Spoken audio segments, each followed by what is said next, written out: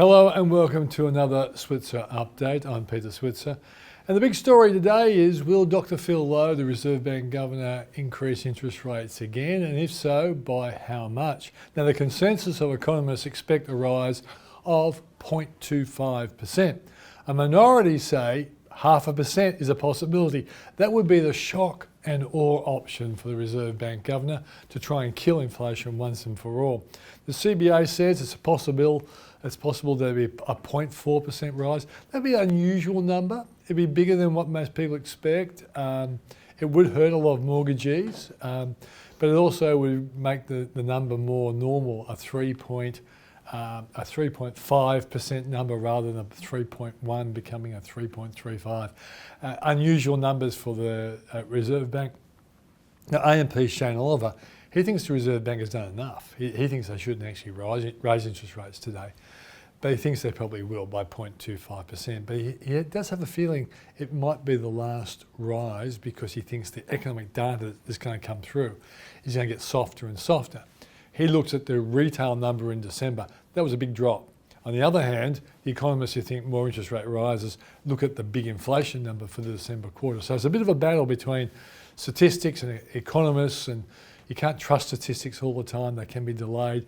So it's going to be interesting. I think the Reserve Bank Governor will do 0.25 now, possibly wait and give us a break in March.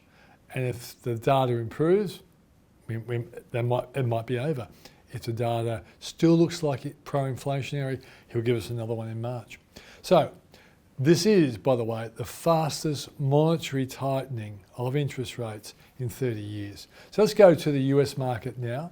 And overnight, the Dow Jones was down about 240 points at one stage, ended up down 34 points. The Nasdaq copped it, down 1%. And that's because the money market has pushed up yields. And that kind of implies that they think that the Federal Reserve has maybe more rate rises than they were expecting before that great job number last Friday. 517,000 jobs were created. Most economists thought there'd be less than 200,000. So America is in that kind of question mark period. And the big event in the US will come tomorrow when the Federal Reserve boss, Jerome Powell, speaks. They'll hang off every word. And if he sounds as though he's getting hawkish and more negative, the market will go down. If he remains sounding a little bit dovish, sort of suggesting that interest rate rises might be near their top, the market will like it. I've got a sneaking suspicion he's going to talk tough just to take some heat out of this great start to the stock market year. He doesn't want everything to go too inflationary, too confident. He wants to beat inflation, so he may well talk quite negatively this week when he comes up for a discussion, when he starts discussing where the Federal Reserve mind is right now. So that's the big issue going forward, and the market kind of reacted to that overnight. But it's interesting to see that the Dow was down 240 but ended up only down 34 points.